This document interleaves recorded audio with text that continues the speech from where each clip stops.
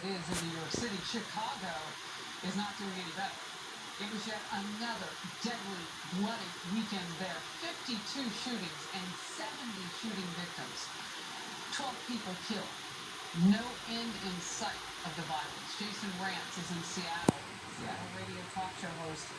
So, Jason, society right now, whether we want to admit it or not, we are tolerating terror in our midst. That's what this is. We are being terrorized by criminals who feel like they're unstoppable. Absolutely. I mean, just in the last 24 hours here in Seattle, we had 4 homicides. We are on pace to set another record. Last year, we hit a 26-year high homicide rate record. We're going to surpass that.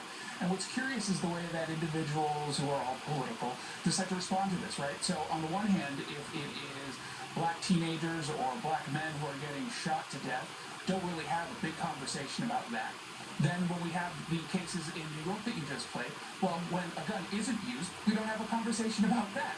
It's either politically advantageous for the politicians to get involved, or they just decide that they're not going to have a conversation at all. Where's the Biden speech about the individual crimes that are happening in New York City that don't involve guns? Where are the Democrats who are going to step up and say, yeah, this is happening under our watch. We can't keep blaming Trump for absolutely everything. We can't keep pretending that there's this massive white supremacy threat when white supremacists are not shooting and killing these folks in our cities. And certainly what we know is not the case. Cops aren't committing these crimes. And yet the national narrative, coming from Democrats and some other network, is that, well, police are involved in all of this.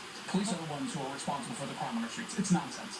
Well, and while you were talking, we showed again, and I told everybody, you know, this is daytime, we understand that, we want to give people a chance to pull away. But this violence now is going viral in so many different places. It's hard to get away from it now. The beatdowns that people are taking, particularly people over the age of 65, like they are just getting pummeled in some areas. Some of the most beautiful places to shop and visit and to live in America. We can't tolerate this. We can't. And now the question is, how do you extinguish it? Your quick thought on that, and then I want to show some numbers.